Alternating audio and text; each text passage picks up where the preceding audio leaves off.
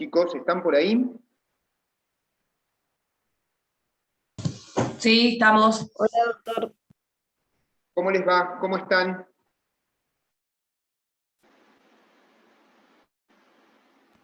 Bien, ¿usted? Bien. No sé qué pasó porque hubo una demora como de 15 minutos acá. ¿A ustedes les pasó lo mismo? Sí. Sí, estaban abriendo otras clases y no habían llegado a elementos. Ah, perfecto. Bueno, me quedo tranquilo porque, es más, como a mí se me apagó un par de veces la computadora, tenía miedo de que haya sido yo el que haya tocado algo, porque no soy el hospedador. A partir de este momento lo soy, así que bueno, me quedo tranquilo. Si se me llega a apagar la compu, que no sé qué está pasando, porque durante la mañana 2 veces se apagó, eh, permítanme recuperarla y volver. Por las dudas les digo, voy a seguir conectando. Bueno, ¿estamos todos? ¿Arrancamos entonces?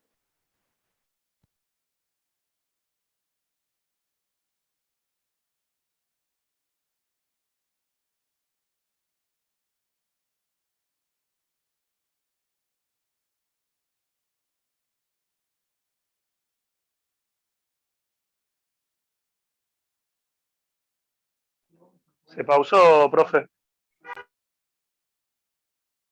Ah, pensé que era mi internet. Se le debe haber apagado por ahí. Se nos tildó a todos, creo. Sí, me parece que sí.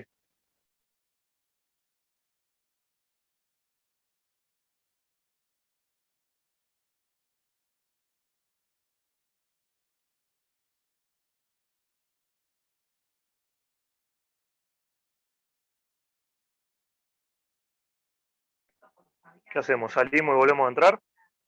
No, no, ahora vemos que se le debe haber apagado y debe volver a entrar él.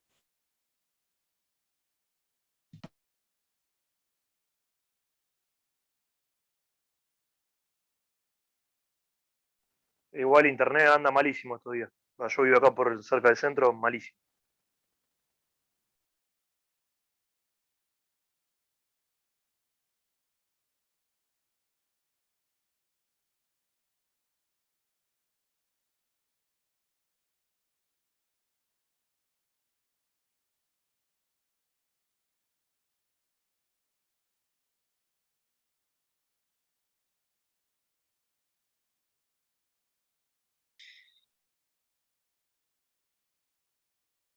Bueno, bueno, yo les anticipé la semana pasada que íbamos a dar comienzo a partir de hoy con la unidad número 6, con la bolilla 6. ¿Lo tienen presente? Que se denomina el proceso judicial. Esta bolilla nos va a demandar estos 3 lunes, el lunes de hoy y los 2 que vienen, porque ya después nos queda una semana más, creo, hasta la fecha del primer parcial. Espero que esto es así y no lo manejo yo naturalmente, pero es lo que me comentó el doctor Basso. Esta bolilla, la bolilla número 6 de nuestra materia, es la que da comienzo a todo lo que nosotros vamos a empezar a ver conmigo y con la doctora Berardo y con la doctora Pereira y con el doctor Basso. Vamos a empezar a ver de la parte codificada de la materia, que tiene que ver con el código procesal. No exactamente, no vamos a tocar nada en el día de hoy de eso, porque vamos a desarrollar el primer punto, pero sí quiero que sepan que a partir de esta materia, perdón, a partir de esta bolilla, la materia empieza a trabajar su parte codificada, ¿correcto? Antes de empezar, les quiero, porque me quedó algo pendiente del lunes pasado, y hoy estuve trabajando yo en un planteo de un recurso por un tema profesional, y me vino a la mente algo que les quiero decir que es muy importante, para que lo tengan presente para el resto de su vida profesional cuando empiecen a trabajar. ¿Se acuerdan que la semana pasada hablábamos de las fuentes del derecho procesal y de las fuentes del derecho en general, y yo hice bastante hincapié en todo el tema de jurisprudencia? ¿Se acuerdan? Que lo hablábamos en profundidad, que hablamos de la diferencia entre jurisprudencia obligatoria y no obligatoria, que dijimos que la jurisprudencia no es una fuente del derecho que esté receptada como tal en ninguna de los componentes de la legislación argentina, ni siquiera en la Constitución. ¿Se acuerdan que lo dijimos? ¿Sí? Chicos. Sí, sí, perfecto. Bien. Bueno, no, les pido este feedback nada más porque no sé si me están escuchando, nada más que por eso. Bueno, ¿qué quiero decirles si se lo hago cortito? Quiero que Se le sepan que si entrecorta bien la mucho, profe. jurisprudencia, y yo insistí en el tema, no es una fuente del derecho. ¿Hola? ¿Se nos corta? Ahí se escucha. Ahí se está escuchando. ¿Se nos corta, chicos? ¿Sí? ¿Se escucha? Listo. Háganme una Se seña. escucha, Entonces. pero es como que por momentos pareciera que hablara con delay porque es como que se entrecorta la señal. Pero Bueno, puede ser el wifi yo que anda estoy mal. perfectamente ubicado, así que sí, tal vez. Yo estoy bien conectado a todo. Tengo Sí, sí, no, es el wifi seguramente, pero no el suyo, un sino buena a nivel wifi y todo. general. Bueno, se lo hago corta. Simplemente les quiero decir esto, chicos, a pesar de... Listo. Quiero que me escuchen esto, nada más. Y empezamos la bolilla. Quiero que sepan que respecto a la jurisprudencia, que es lo que yo les hablé con bastante profundidad la clase pasada, si bien no es una fuente del derecho aceptada en ningún lado, en los hechos, en la práctica, en el trabajo de los abogados de todos los días, los abogados que se dedican fundamentalmente al aspecto judicial de la profesión, a litigar y a fundar en derecho y a fundar procesos. Quiero que sepan que la jurisprudencia es importantísima. La jurisprudencia es importantísima. Siempre van a leer jurisprudencia. Y esto es algo que quiero que les quede grabado. A medida que crezcan en la carrera, acostúmbrense a leer jurisprudencia. A leer jurisprudencia. Además de leer doctrina y además de leer autores y además de estudiar como van a estudiar, acostúmbrense a leer jurisprudencia de la Cámara, en el Departamento Judicial en la que trabajen, acostúmbrense a leer jurisprudencia de la Corte. La Suprema Corte de la provincia tiene una página que funciona bastante bien, diría muy bien, está bien estructurada y tiene una serie de links dedicados a subir jurisprudencia permanentemente, tanto propia como de las cámaras que integran los departamentos judiciales de la provincia, y de muchos temas. Y la mejor manera de poder aprender a estudiar muchos de los temas que ustedes van a tener cerca, va a ser leyendo la opinión de los jueces que fallan respecto de esos temas, además de las doctrinas. Pero lean jurisprudencia, siempre lean jurisprudencia. Acuérdense, cuando quieran estudiar derecho para trabajar, lean jurisprudencia. A pesar de que no es una fuente receptada, la jurisprudencia es fundamental para todos los que trabajamos como abogados. ¿Sí? Vamos a empezar, chicos, con la bolilla 6, entonces. Y hoy la voy a hacer lo más corta posible para que no se aburran, porque el tema es aburrido de por sí. ¿Me están escuchando bien? ¿Sí? Sí, sí. Vamos. Chicos, la unidad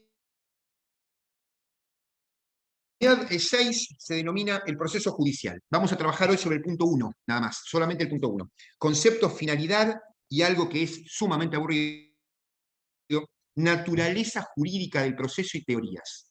Yo tendría que haberles armado para esto un PowerPoint. No llegué a tiempo a armárselos. Voy a ver si se los puedo preparar para la clase que viene o si se los puedo preparar antes del examen, para que lo tengan más o menos claro. Igual no voy a profundizar demasiado, les voy a hacer un paneo, voy a darle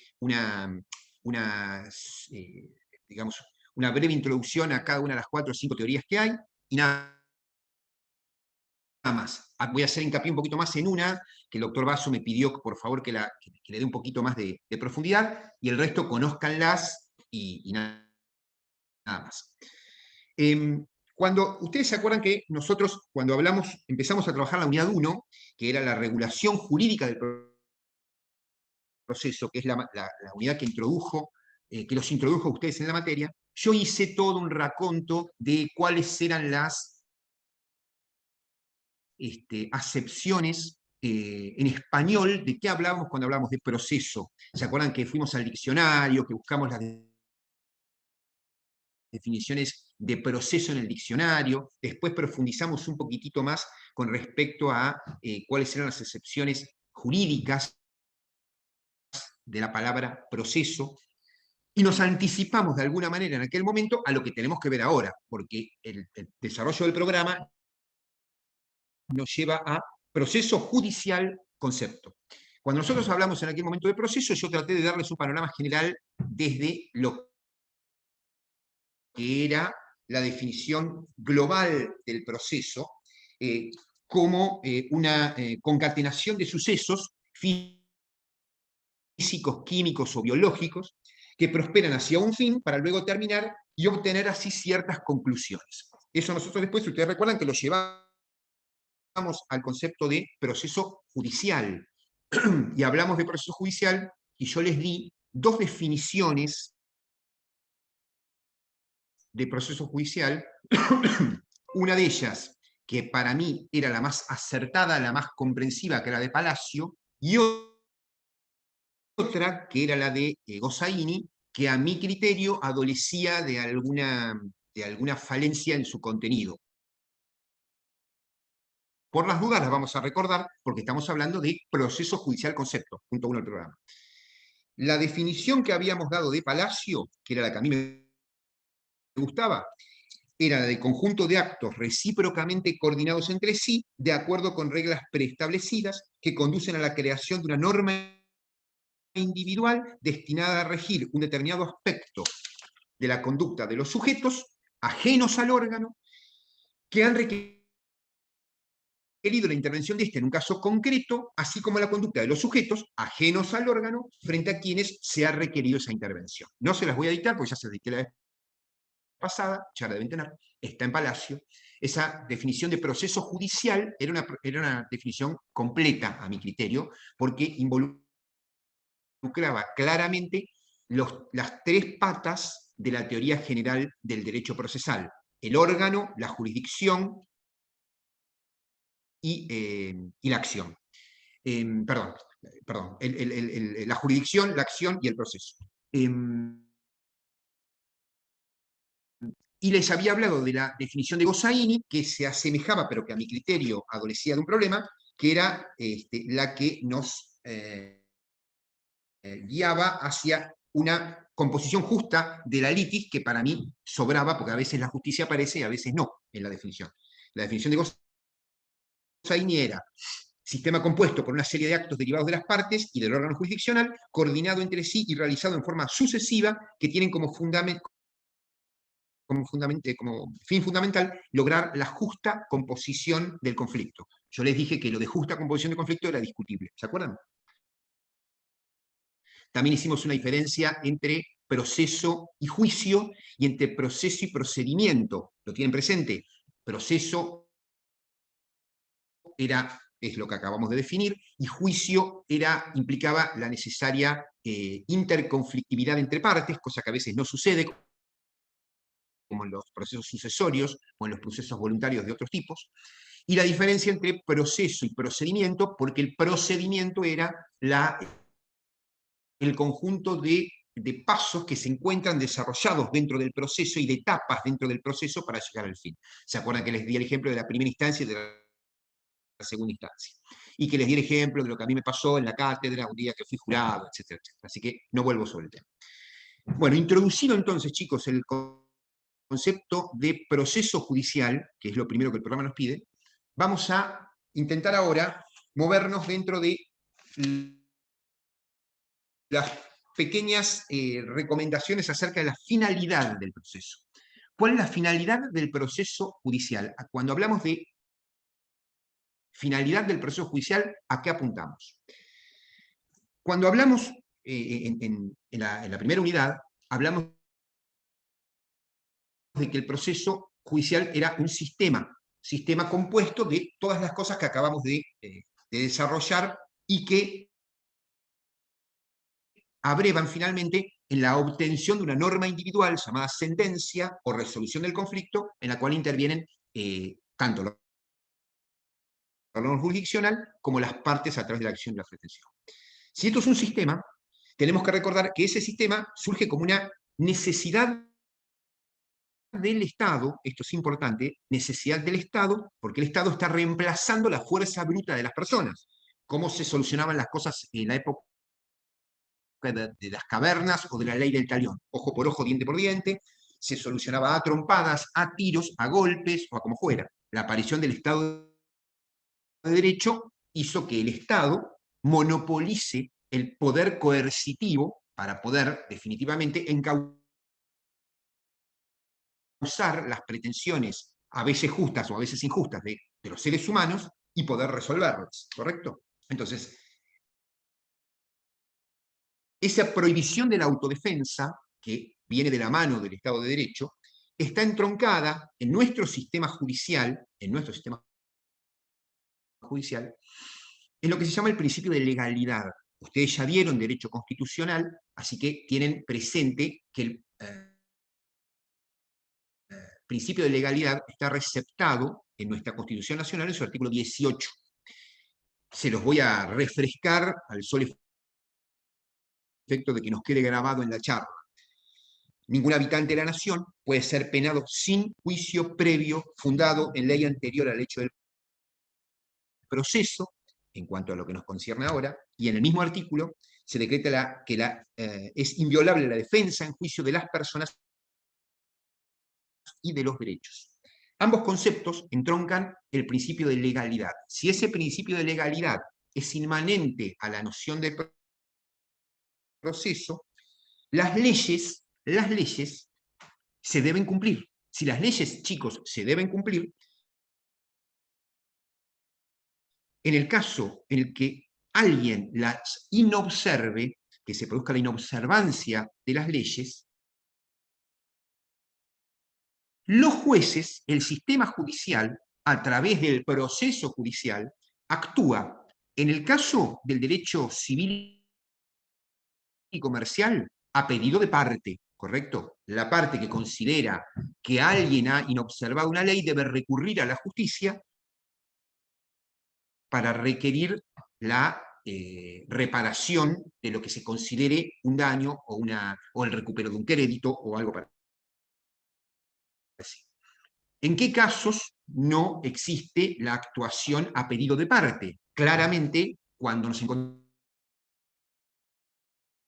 en el marco del derecho penal. En el marco del derecho penal, el proceso, encauzado a través de la actividad de los jueces,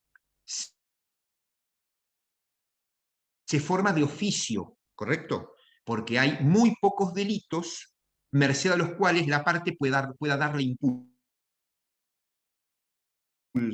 que son los delitos de instancia privada, como por ejemplo la violación o el acceso carnal. En el resto de los delitos, o en muchos, la mayoría de los delitos del Código Penal, la intervención del Estado y por ende de los jueces es de oficio, ¿sí? Es de oficio. No se necesita el impulso de parte. Si bien una persona tiene que denunciar la comisión de un delito, la denuncia, pero el movimiento de la rueda del proceso le incumbe al Estado. Entonces, nosotros, sabiendo que tenemos la fuerza coercitiva del Estado como motor para que el proceso se impulse, llegamos a poder concluir cuál es la finalidad del proceso judicial. La finalidad del proceso judicial va a ser doble. Va a ser imponer a través de los jueces la aplicación forzada de las leyes, ¿correcto? Porque se apoya naturalmente se apoya en la naturaleza del acto que se está cumpliendo, que es un poco lo que yo les estaba relatando recién respecto al derecho penal, impone a través de los jueces la aplicación de las leyes. Esa es una finalidad del proceso judicial. Y la otra finalidad del proceso judicial va a ser la que nosotros tenemos más clara habitualmente todos los días cuando manejamos derecho civil y comercial, que es solucionar controversias entre personas apoyándose ellas en el beneficio que esto representa, ¿correcto? Entonces, cuando hablamos de finalidad del derecho procesal, de finalidad del proceso judicial, una es imponer las leyes a partir del principio de legalidad, y la otra es darle solución a las controversias entre las personas. Esas son las dos finalidades que busca el proceso judicial. ¿Hasta acá estamos, chicos? ¿Vamos bien? ¿Vamos bien? Sí, doctor. Perfecto. ¿Sí? Listo. Sigo adelante. Por favor, si no me escuchan, háganmelo saber. Háganmelo saber. Y ahora sí, vamos derecho de cabeza a la naturaleza jurídica del derecho, la naturaleza jurídica del proceso judicial, sus teorías, y los dejo ir a tomar sol, porque la tarde está espectacular. O a estudiar otra cosa. Chicos, antes que nada, no les voy a hacer larga la introducción, simplemente les quiero hacer saber esto. Ustedes, en alguna de las materias que habrán visto ya a lo largo del primer año de la carrera, fundamentalmente en filosofía del derecho, habrán a lo mejor trabajado por arriba el concepto de naturaleza jurídica. Paren, antes que nada. Respecto de lo que dije hasta acá, concepto de proceso judicial, finalidad del proceso judicial, ¿tienen alguna pregunta para hacerme? ¿Quieren que les aclare alguna cosa vinculada a lo que dijimos recién o a lo que remití de la unidad 1 de hace 3 semanas atrás? ¿O 4? ¿Estamos bien hasta acá? ¿Sí? Sí, profe. Bueno, Profe, ahí. Una compañera estaba pidiendo que repita la segunda finalidad.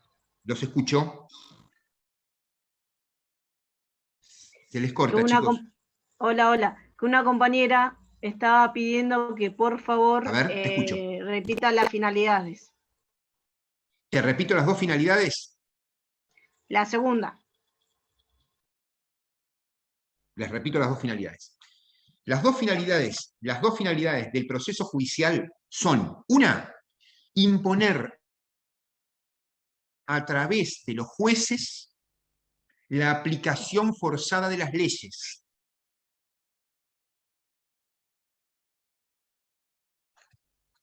Es decir,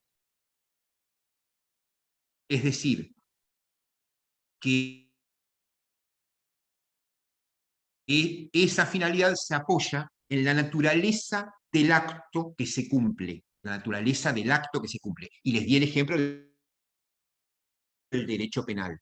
Los jueces, los jueces imponen la aplicación forzada de las leyes, siempre en derecho penal, en derecho civil, en derecho comercial, en derecho administrativo, siempre la van a imponer, porque para eso el Estado les da jurisdicción y les da competencia, pero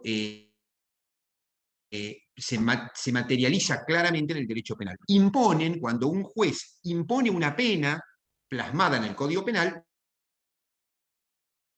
es poco lo que se puede hacer al respecto, más allá de recurrir, ¿correcto? No se puede conciliar esa pena como pasa en otras ramas del derecho. Entonces, la primera finalidad, imponer a través de los jueces la aplicación forzada de las leyes. Y la segunda finalidad del proceso judicial, la que tiene que ver más con la actividad de las personas, es solucionar controversias entre particulares, entre personas. Y esto se apoya en el beneficio que esa solución le da a las personas que recurren al órgano jurisdiccional para poder encontrar una solución a un determinado conflicto entre ellas. ¿Estamos hasta ahí, chicos? Perfecto.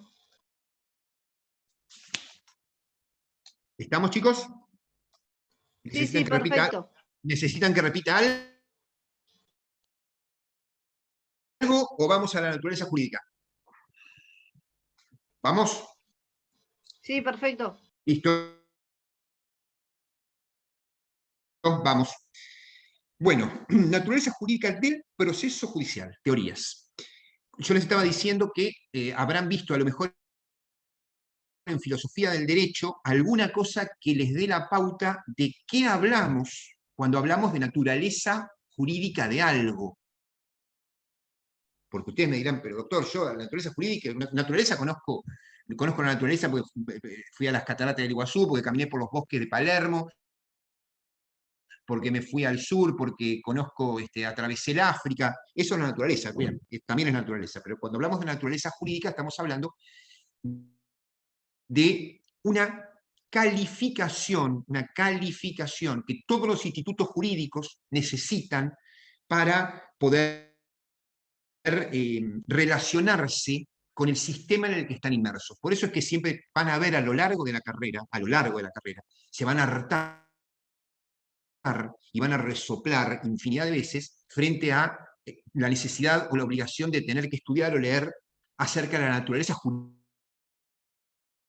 de todo. De todo. Van a tener que estudiar sobre la naturaleza jurídica de esto que estamos viendo acá, sobre la naturaleza jurídica de las teorías de la incriminación penal, sobre la naturaleza jurídica de la creación de las sociedades comerciales, del proceso de quiebra, de las instituciones de familia, de los contratos, de todos los contratos que van a estudiar, de los derechos reales. Un bodrio.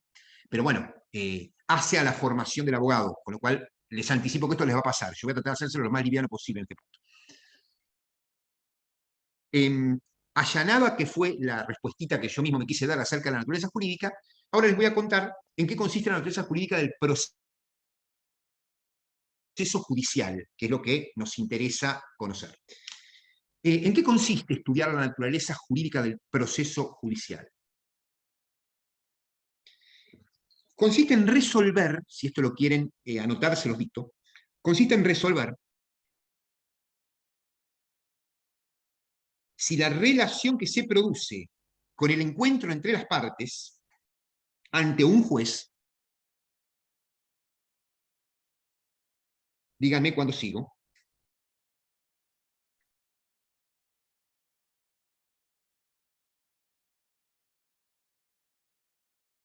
¿estamos? Sí, Repito, consiste en resolver si la relación que se produce con el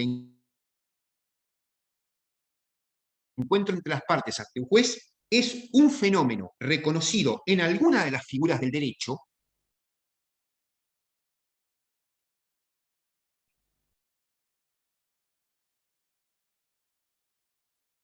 o si se conforma en una categoría especial o diferente. Es decir, vamos a estudiar, vamos a aprender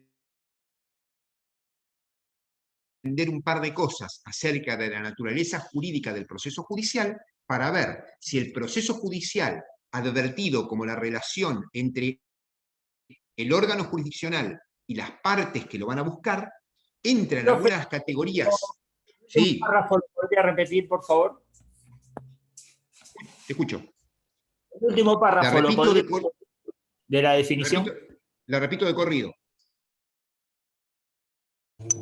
Bárbaro. Estudiar la naturaleza jurídica del proceso judicial consiste en resolver si la relación que se produce con el encuentro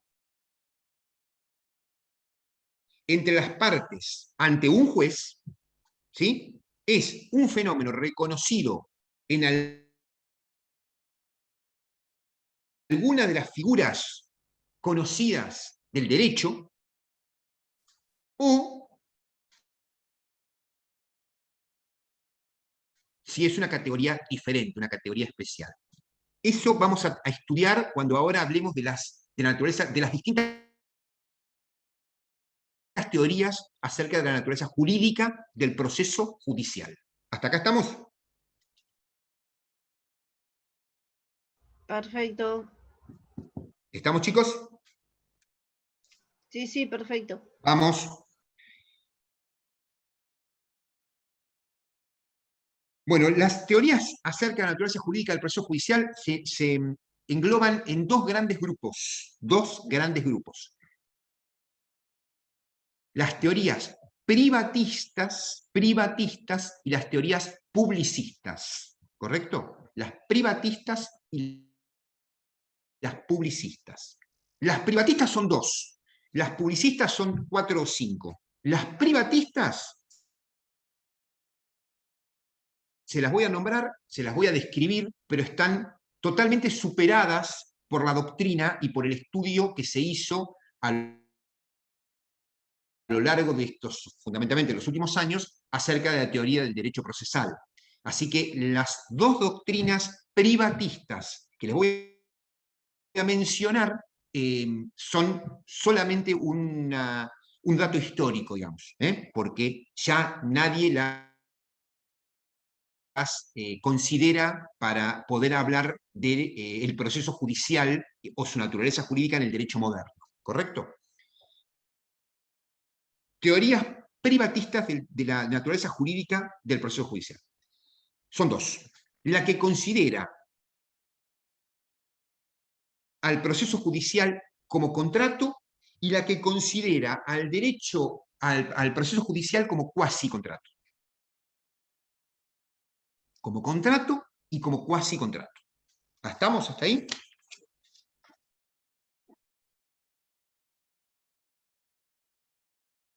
¿Estamos? Sí, sí, perfecto. Bien. Les voy a describir rápidamente la que considera al derecho procesal como contrato, al proceso judicial como contrato. La que considera y consideraba años al proceso judicial como contrato, se desarrolló, fíjense ustedes, la antigüedad del concepto, a lo largo del derecho romano y a partir de lo que para el derecho romano era lo que ellos llamaban la litis contestatio. La litis contestatio era el encuentro de dos partes ante un juez partiendo de la voluntad de ellos de presentarse ante el juez, ¿correcto?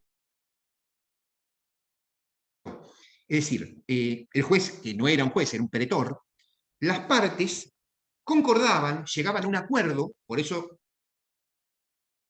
se simula un contrato, llegaban a un acuerdo y se presentaban, una se presentaba y la otra era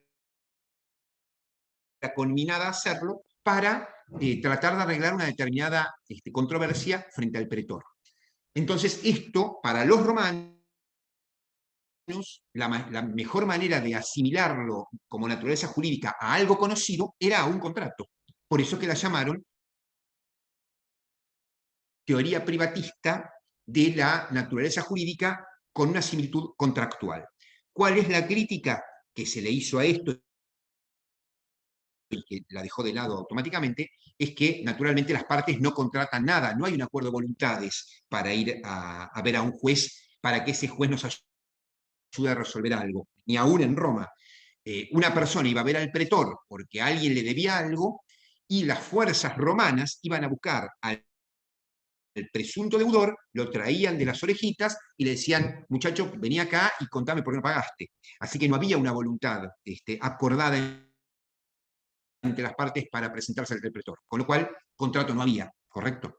Si no había contrato, naturaleza jurídica del proceso judicial vinculada al contrato no existe. Ahora, yo les voy a hacer una observación que advertí ayer cuando estaba preparando la clase. Si bien esto nos remonta a Roma, y en Roma esto no pasaba, y qué sé yo, hay algo en el derecho actual que se parece a este concepto privatista y que nos haría pensar que lo que les voy a contar ahora tiene que ver con la naturaleza jurídica del proceso judicial como contrato.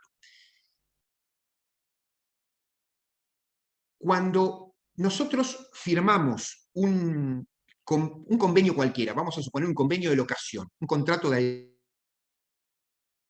alquiler, a lo mejor algunos de ustedes chicos que no es de Mar del Plata, está viviendo en un departamento que le alquiló a alguien, bueno, ustedes ahora no porque están cada uno en su casa, a lo mejor vía Zoom, pero cuando esté en el Mar del Plata, a lo mejor alguno de ustedes va a venir y va a alquilar un departamento. Es probable que una de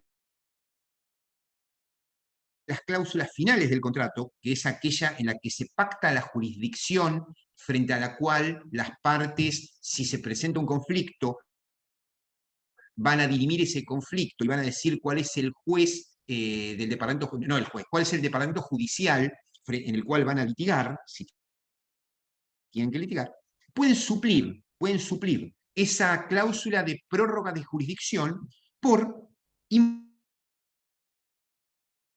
imponer la intervención del tribunal arbitral del Colegio de Abogados, en este caso del Colegio de Abogados del Departamento Judicial de Mar del Plata, que tiene un tribunal arbitral integrado por 3 abogados prestigiosos, profesores de la universidad, con mucho recorrido técnico y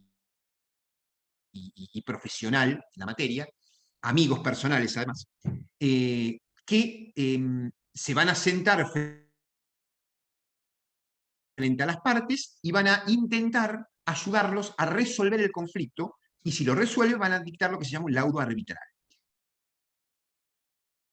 En ese caso, en el cual las partes, en lugar de ir, en este caso supónganse el locador frente a la falta de pago del locatario, en lugar de ir y presentar la demanda de ejecución de alquileres o de desalojo para poder sacarlos a ustedes del departamento, en lugar de ir a presentar esa demanda ante el juez que corresponda del Departamento Judicial de Mar del Plata, civil y comercial, va al tribunal arbitral, es porque lo concordó con ustedes, es decir, ahí sí hubo un contrato, ahí sí hubo un contrato. Lo que pasa es que lo que se tramita frente al tribunal arbitral no es un proceso judicial, es otra cosa. Con lo cual, les traje este ejemplo simplemente para que vean que puede haber un punto de contacto entre aquella vieja teoría privatista de los romanos y algo que suceda en la realidad. Pero ¿qué pasa? Ante el tribunal arbitral no se deduce un proceso judicial, porque los árbitros no son jueces, ¿correcto? Pero sí hay un contrato por el cual las partes se pusieron de acuerdo para que sus controversias sean dirimidas por 3 profesionales del derecho que no son jueces. Esos 3 profesionales del derecho van a dictar un laudo, y ese laudo, en el caso de incumplirse, sí es ejecutable frente a los jueces, al órgano jurisdiccional que corresponde. Así que les quise hacer este comentario al margen para que ustedes tengan ya introducido en su vocabulario el concepto del tribunal arbitral y ver que hay una similitud entre aquello que hablábamos de Roma y esto que les estoy contando acá.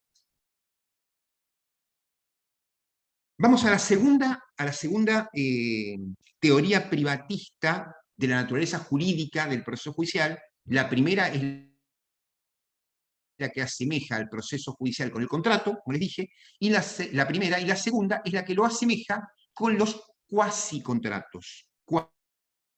Cuasicontratos. Ustedes no vieron todavía contratos y por lo tanto no saben demasiado bien qué es un cuasicontrato, no los voy a envolver en el tema, pero sí quiero decirles esto. Esta teoría también, como les dije respecto de la del contrato, está superada, no va, ya nadie le presta atención, poca atención se le prestó también. Y el objetivo de esta teoría era tratar de ver al proceso judicial, mejor dicho, nace a partir de esto. Si la crítica que se le hacía a la del contrato era que las partes no iban voluntariamente frente al pretor para dirimir los conflictos, entonces, si no había contrato, tampoco hay delito, tampoco hay cuasi delito, entonces, por eliminación, se creó esta teoría para decir, bueno, el proceso judicial, si no es voluntario, si no es obligatorio porque no hay delito, si tampoco es obligatorio porque no hay cuasi delito, vamos a ponerle que las partes van a ver a los jueces o al pretor y forman el proceso judicial por un cuasi contrato, por algo que se parezca a un contrato. Una teoría medio disparatada que fue absolutamente dejada de lado hace miles de años y que no tiene prácticamente ningún contacto con la realidad actual. Pero existió, ¿correcto? Por eso les dije, las 2 teorías privatistas, la del contrato y la del cuasicontrato, sepan que existen y nada más, ¿correcto? Como la primera categoría de análisis de la naturaleza jurídica del proceso judicial. Ahora vamos a las que importan. Las que importan, ¿ustedes me están viendo bien, chicos? Sí. ¿Sí? Sí, profe. Sí. Sí, bien? un poco el audio, pero sí. Bueno, pero ¿hay algo importante que se hayan perdido de lo que les dije? Ah, no, se entiende la clase, Bueno, sí. listo. Vamos entonces. Vamos ahora, 2:25, estamos perfectos. Vamos ahora con la naturaleza jurídica del proceso judicial en sus teorías publicistas. Las teorías publicistas, ustedes se acuerdan que en la segunda clase mía, vimos vimos que la categorización de la teoría general del proceso dentro del derecho público. Ustedes se acuerdan que había una discusión acerca de si el derecho procesal es derecho público o es derecho privado. Y llegamos a la conclusión de que es derecho público. Ahí hicimos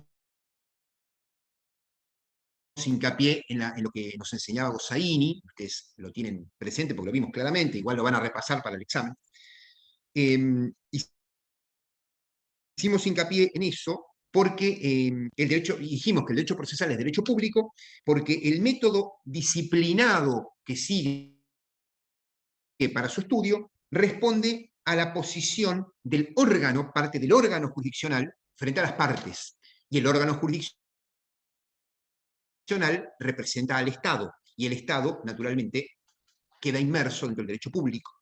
Con lo cual, si el derecho procesal es derecho público, por decantación, el proceso judicial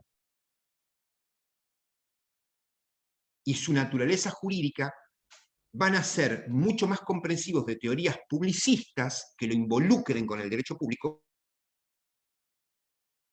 y no con el derecho privado, como vimos recién, ¿correcto? Entonces, nosotros para estudiar las teorías publicistas de la naturaleza jurídica del proceso judicial, tenemos que partir de dos supuestos que ya vimos. La autonomía científica del derecho procesal, que es lo que les acabo de contar, y el principio de autoridad que el juez tiene en el proceso. Autoridad que, como les dije, viene del principio de legalidad y viene del principio de la prohibición de la autodefensa, ¿correcto? Claro que tengamos esto, vamos a charlar 20 minutos, 15 minutos acerca de las teorías publicistas del proceso judicial y terminamos el tema. Ustedes van a encontrar 4 teorías publicistas de la naturaleza jurídica del derecho del proceso judicial, 4. Y hay una quinta, que es la que desarrolla Gossaini, que es la que el titular de cátedra nos recomendó trabajar un poquito, y que es además realmente la que entiendo mejor comprende al proceso judicial para su estudio, pero las que van a leer en la mayoría de los textos son 4. Son las 4 que les voy a nombrar ahora y que se las voy a desarrollar levemente. La primera de las doctrinas publicistas de la naturaleza jurídica del proceso judicial es la doctrina de la relación jurídica procesal. Relación jurídica procesal. Anoten esto, relación jurídica procesal. ¿En qué consiste?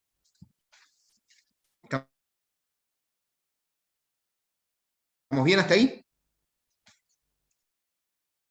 ¿Estamos bien, chicos? Sí, sí, todo. Sí, profe. Vamos. Para esta doctrina de la relación jurídica procesal, las partes entre sí, las partes, es decir, el actor y el demandado, las partes que vayan a requerir el proceso, a requerir algo a un juez determinado, entre ellas, y entre ellas con el juez, están ligadas por lo que la teoría denomina vínculos. Vínculos. Esos vínculos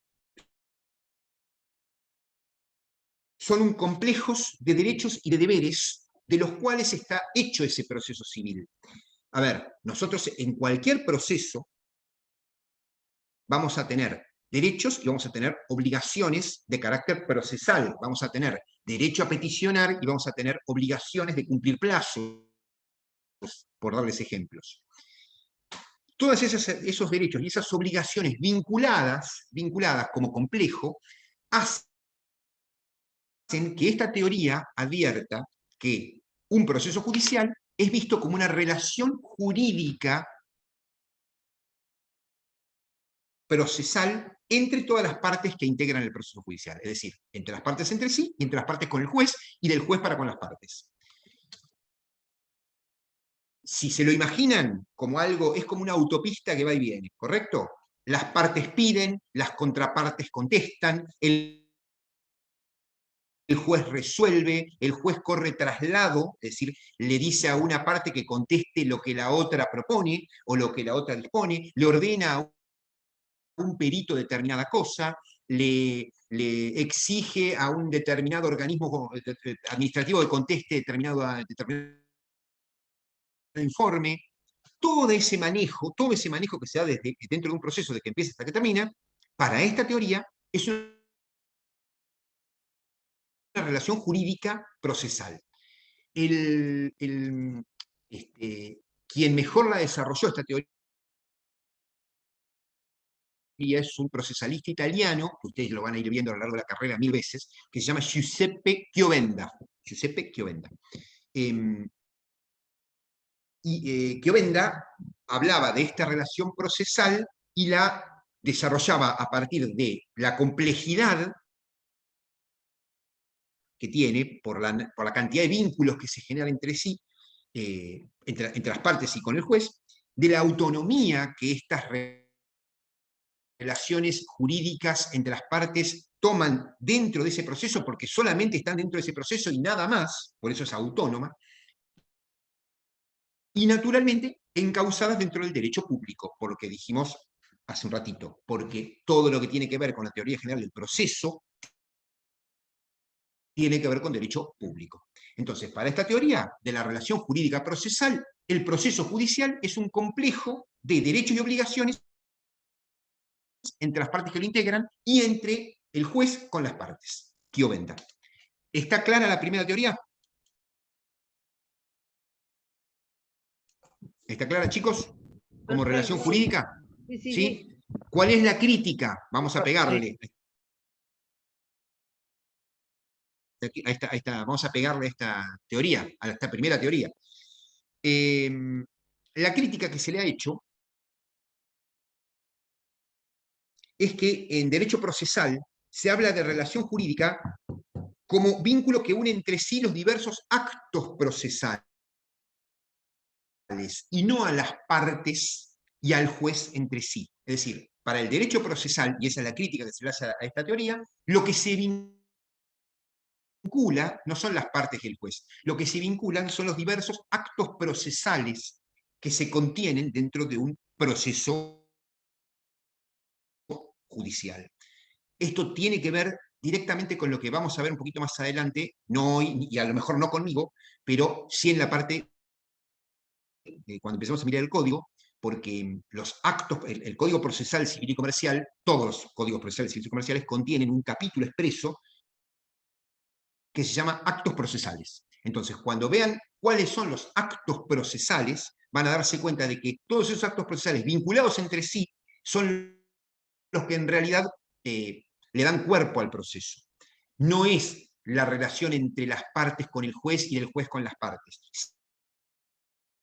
Si bien suena razonable verlo así, en la teoría actual del estudio del derecho procesal como derecho público, se le critica a aquella teoría esa posición. Lo que se vincula no son los derechos y obligaciones de las partes, son los actos procesales. Primera teoría publicista terminada, la de la relación jurídica procesal. Vamos a la segunda teoría publicista de la naturaleza jurídica del proceso judicial. Es la doctrina de la situación jurídica. Doctrina de la situación jurídica. Esta teoría fue desarrollada por un jurista que se los voy a deletrear. El nombre de pila lo van a saber escribir porque es sencillo. James, como Bond, James Bond. Y el apellido se los voy a deletrear porque es probable que ninguno de ustedes hasta acá lo haya escuchado, pero lo van a empezar a escuchar a lo largo de la carrera y fundamentalmente cuando lleguen a estudiar Derecho Internacional Público y Privado, materia con seguramente la mayoría de ustedes, si no se recibe con alguna de ellas, va a estar cerca. El apellido de este hombre, James, es Goldschmidt. Se los voy a deletrear. G de gato, O, L de laucha, D de dedo,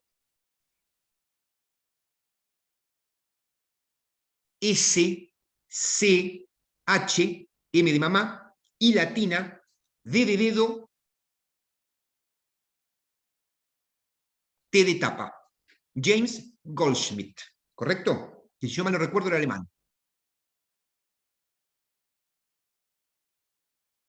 ¿Lo escribieron? Chicos. Sí, sí. Sí. Bueno, vamos. Doctrina de la situación jurídica del proceso judicial, desarrollada por Goldschmidt. ¿Qué nos dice Goldschmidt? ¿Por qué él considera que el proceso judicial es en lugar de una relación jurídica, como dijo Carnelú, como dijo Chiovenda, es una situación jurídica? ¿Por qué? Porque él dice que en el proceso judicial, dentro del proceso judicial, el derecho se reduce a la incertidumbre, por eso habla de situación, de una situación de incertidumbre, que sigue inmediatamente a la interposición de una demanda. ¿Correcto? Es decir, Goldschmidt nos dice, una persona determinada interpone una demanda civil o comercial para reclamar la presunta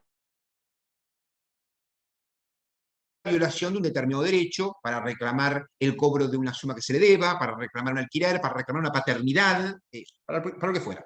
Interpone una demanda y esa demanda que abre el proceso judicial, genera una situación de incertidumbre, Y esa situación de incertidumbre se desagrega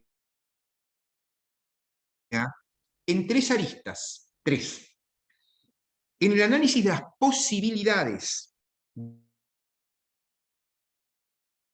de que el derecho, de que quien interpuso la demanda sea reconocido, posibilidades de que el derecho sea reconocido, las expectativas de obtener el reconocimiento de ese derecho y las cargas del propio interés para cumplir todos los actos procesales necesarios para llegar al reconocimiento de ese derecho. Nos pongamos del lado que nos pongamos. Si nos ponemos del lado de quien reclama o nos ponemos del lado de quien contesta. Entonces, frente a esta teoría, Profe, ¿podría repetir lo de las cargas? el derecho procesal, el proceso judicial, ¿te escucho? Si podría repetir lo de las cargas, por favor. Narela, ¿me escuchás? Chicos, Sí. ¿estamos ahí? ¿Estamos ahí? Sí. Bueno. Insisto sobre esto porque es importante. En esta teoría de la situación jurídica, la incertidumbre que nace a partir de un determinado reclamo frente al órgano jurisdiccional coloca a las partes y al juez ante una situación que va a terminar el día de la sentencia, frente a una situación que se desagrega en tres aspectos. El de las posibilidades de que el derecho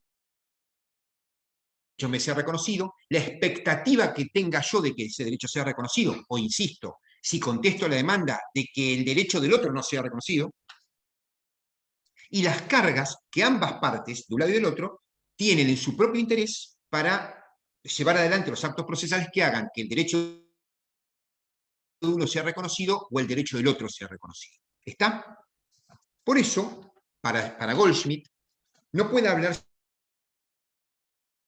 de una relación entre las partes y el juez, que es lo que yo les decía hoy, o entre las partes mismas, porque el juez tiene una obligación, que es la de dictar sentencia, porque para eso el Estado le dio jurisdicción y le dio competencia, dictar sentencia, no tiene que hacer otra cosa, no tiene que relacionarse con las partes, tiene que dictar sentencia. Y las partes tienen que estar sujetas al orden jurídico y dar cumplimiento a los actos procesales, no tienen que relacionarse entre sí. Por eso es una situación, para este hombre, el proceso es una situación. ¿Y cuál es la conclusión de esta situación? El proceso entonces aparece como una situación porque las personas y el juez se van a sentar frente a la sentencia y van a ver el trabajo concluido. Entonces, la situación se desarrolló a lo largo del proceso. Y ese proceso, cuando concluye en la sentencia, hace que la situación se diluya. Hay una crítica para esta, como siempre, hay también una crítica para esta teoría. La crítica es que, en verdad, según como se vea, no hay una sola situación llamada proceso judicial, sino que hay una serie de situaciones o microsituaciones dentro de todo el derecho, dentro de todo el proceso judicial, que hace que no se pueda hablar de una unívoca situación procesal, sino pequeñas microsituaciones a lo largo de las distintas etapas que tiene un proceso desde su comienzo hasta el fin. Pero esta teoría de Goldschmidt fue una teoría que durante mucho tiempo tuvo mucha aceptación, sobre todo en el derecho europeo. No tuvo aceptación en el derecho latinoamericano, pero sí en el derecho europeo. Y es bastante superadora respecto del anterior, que hablamos de la relación jurídica. Por lo tanto, hasta acá, chicos, les desarrollé 2 de las 4 teorías de la naturaleza jurídica del proceso judicial, la de la relación jurídica y la de la situación jurídica encarnada por James Goldschmidt. Las 2 que les voy a mencionar ahora, se las menciono y nada más, porque no tienen prácticamente ningún reflejo actual en ningún lado. Son publicistas también, pero no reflejan, no tienen la importancia que tuvieron la de la relación jurídica y la de la situación jurídica. La tercera doctrina, que es la que les voy a nombrar ahora, tiene, ¿alguna pregunta con respecto a esto que les conté? ¿Les quedó claro, básicamente claro, que es lo que a mí me interesa? Que tengan el concepto claro de relación jurídica y de situación jurídica del proceso judicial. Una Chiovenda, la otra Goldschmidt. Sí, sí. ¿Sí, chicos? ¿Sí? Sí. ¿Estamos? Sí, sí. Listo, sigo. La tercera doctrina es la doctrina de la institución. Esta doctrina de la institución la desarrolló fundamentalmente un jurista español llamado Jaime Guasp, G-U-A-S-P, Guasp, que lo que sostenía básicamente era que el proceso judicial es un conjunto de actividades relacionadas entre sí por el vínculo de una idea común objetiva, que es llegar a la sentencia, a la que se adhieren voluntades particulares.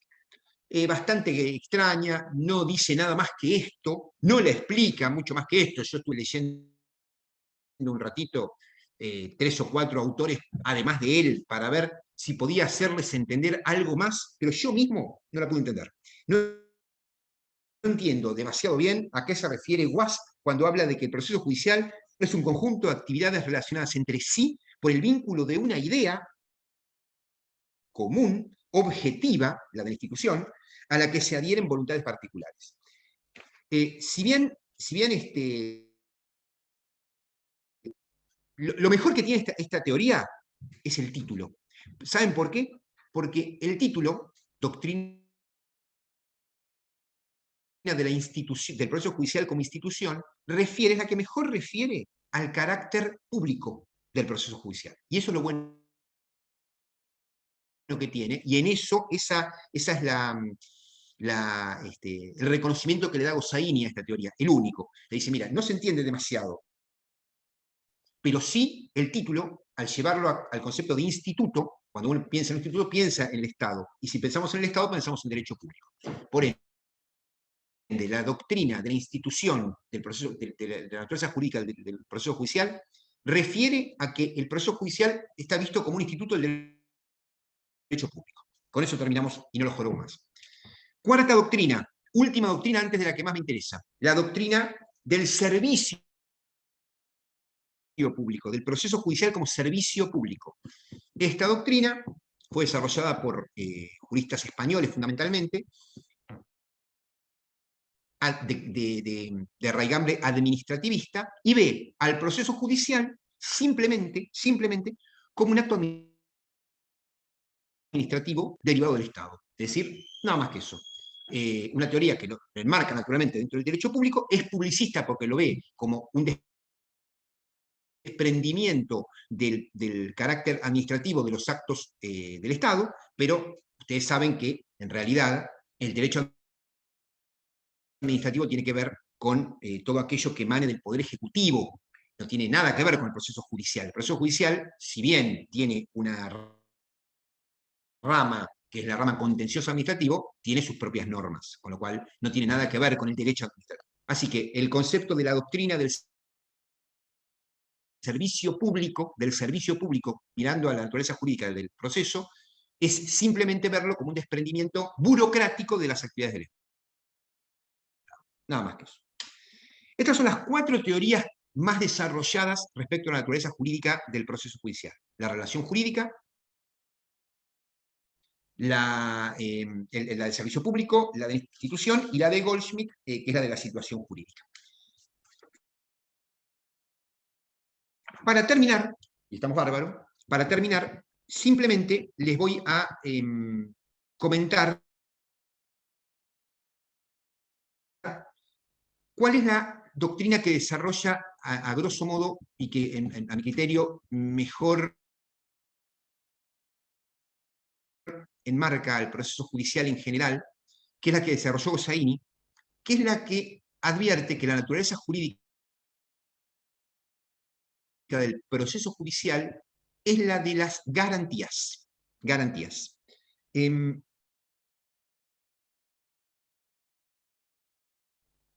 derecho, el proceso judicial siempre fue visto como una relación, como decíamos hace un rato, entre partes, entre particulares con el juez o entre particulares con el órgano jurisdiccional. Y aún en el marco de los procesos privados, es decir, de los procesos en los cuales nada tiene que ver con el concepto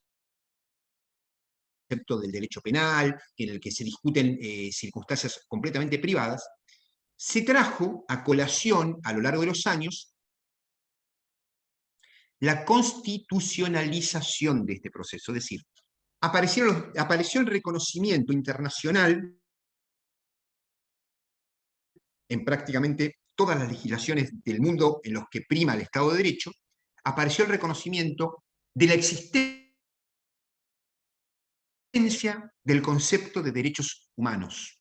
Ahí me salió un cartelito que dice su conexión, no sé qué. ¿Me escucharon bien lo que les dije? Sí, sí. ¿Me escucharon, chicos? ¿Chicos? Sí, se escuchó. Sí. Sí.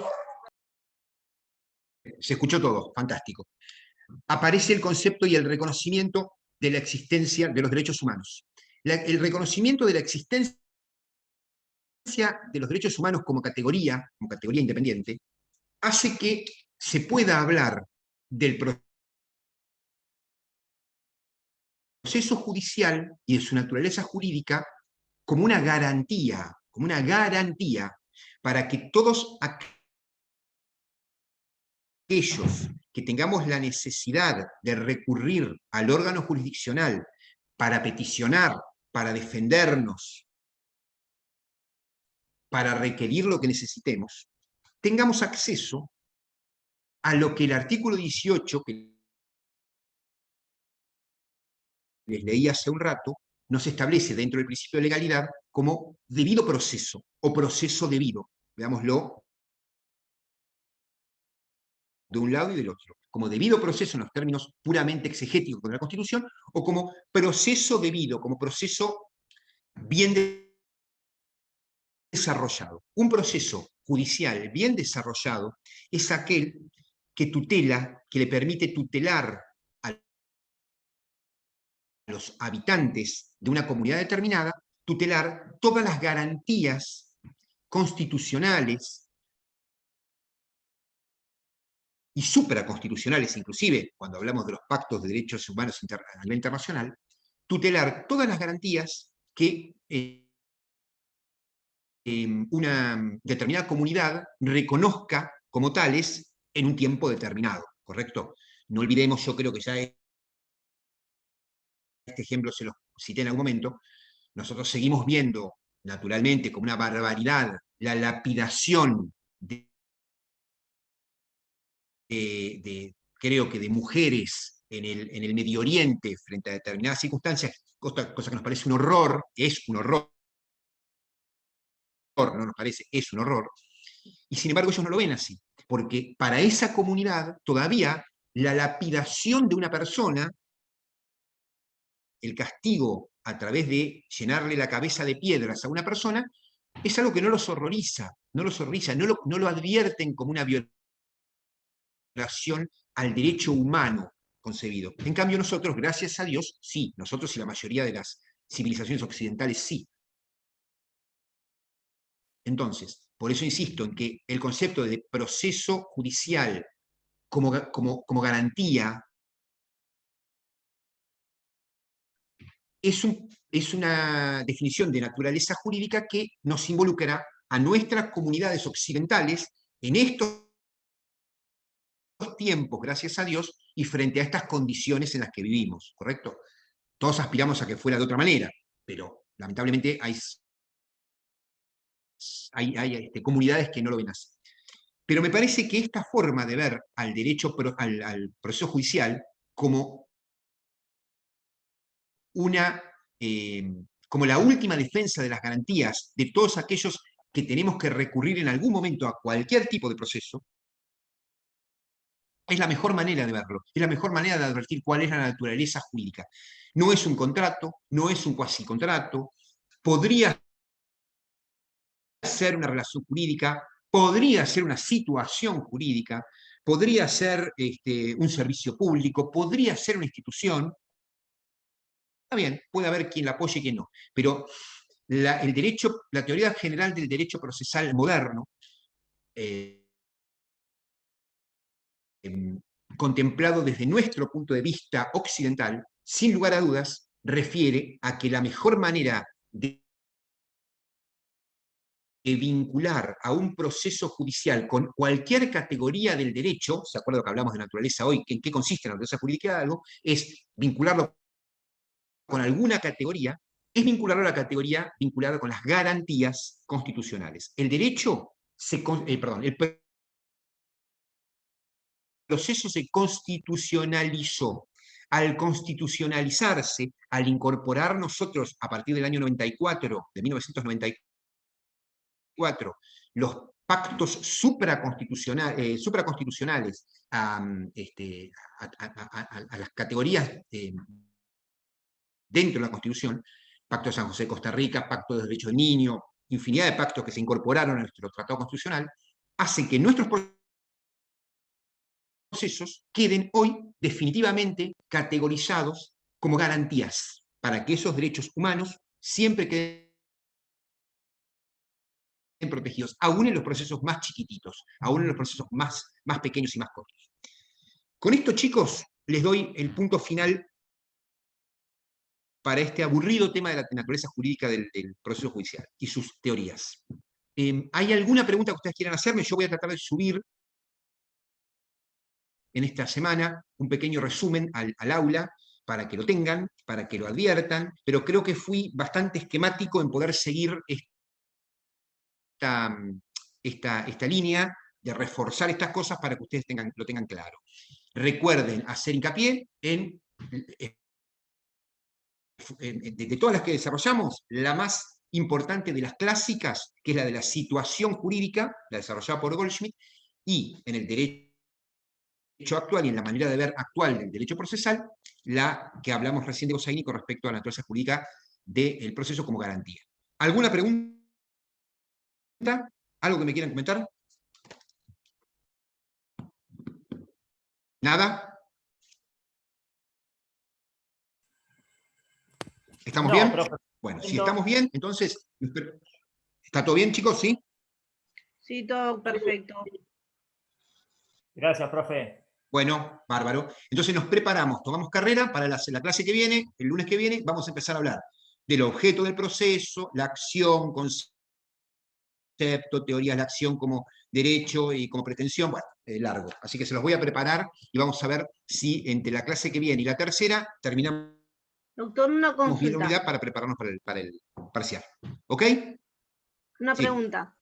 Escucho. Para esta bolilla particularmente, ¿qué es mejor, estudiar de Gossaini o de Palacios? Mirá,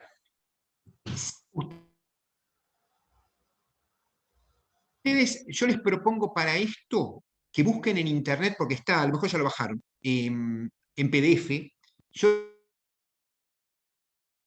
les recomendaría leer el capítulo de Proceso de Gossaini, pero de elementos del derecho procesal, no el tratado de derecho procesal, porque es muy pesado, es muy largo y no tiene sentido en este cuerpo, pero sí búsquenlo en elementos de derecho procesal. Es más, a ver. Es el capítulo 7, a ver si lo pueden ver ahí. No, pero lo van a ver. No, no, no. No, porque lo ven torcido, ¿verdad? No, sí, sí, se ve perfecto. Bueno, No, se ve al derecho, profe, sí. Sí, sí, está bien. esto yo lo busqué, lo extracté y lo saqué de Gossaini, de elementos de derecho procesal, elementos, que está en internet. Búsquenlo porque él desarrolló bastante bien esto y desarrolla bastante bien su propia teoría. Corta, porque la idea es mostrarles un pantallazo nada más. Y si no, en Palacio también desarrolla las 4 doctrinas clásicas, lo desarrolla bien, pero escribe un poco más confuso en este tema que lo que escribió Gossaini a mi criterio. Pero léanlo de los dos porque está muy bien desarrollado en ambos. Está bien desarrollado en ambos. Tanto la parte de concepto como la de finalidad, como la de naturaleza jurídica. ¿Ok? ¿Alguna otra cosa, chicos? Perfecto, gracias, muy amable. ¿Sí? Bueno, espero que cualquier cosa, cualquier duda me escriban. Como siempre les digo, hasta ahora venimos invictos, ninguno preguntó nada. Así que o no entendieron nada o entendieron todo. Digamos, quiero pensar que la opción B, entendieron todo. Les mando un abrazo, un beso y nos vemos el lunes que viene. ¿Ok? Muchas gracias, profe. Chao. Perfecto, muchas gracias. Chao, chicos. Chao, chao.